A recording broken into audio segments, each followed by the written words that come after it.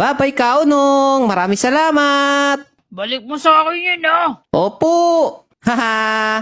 Ang galing naman ni Kaunong. Pinahiram niya sa atin tong cloak niya. Ang lupit oh. Lagot kayo ngayon sa akin. Makakabawi na ako sa inyo. Okay, ang unang target natin, etong si Misumi. Haha, lagot ka ngayon sa akin, Misumi. Eto na ang ganti ng api. Alright, invisible na tayo guys. Simulan na natin ang pagbawi kay Misumi. Teka, asan kaya siya? Iniwan pa niyang bukas yung pintuan ah. Teka, wala siya dito sa sala. Baka nandito siya sa swimming pool. Hala, wala din. Ah, alam ko na. Andito siya sa kwarto niya. Ayun siya oh. Hi! Ang saya-saya ko talaga!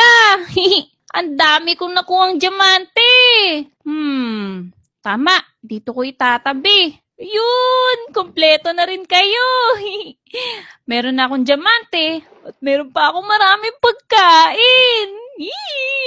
Ang sarap talagang maging masipag! Tama, magtatanim uli ako. Tapos, pag nagbunga na, ibebenta ko uli para madami na akong diamante! Aba, ayos siya. Meron pala siyang taguan dito. Haha, lagot ka ngayon sa akin. Kukuhanin natin lahat tong mga pagkain niya. Ang dami.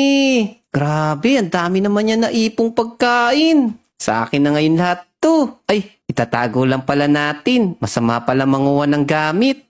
O, huwag kayong maingay ha. Tatago lang natin lahat tong item ni Ate Misumi nyo. Huwag nyo ako isusumbong. Aha! Dito ko nalang ilalagay yung mga items niya. Yan! Haha! Sigurado ako kakabahan yun. Akala niya nawala na yung mga gamit niya. Hindi niya alam, nandito lang sa taas. Haha!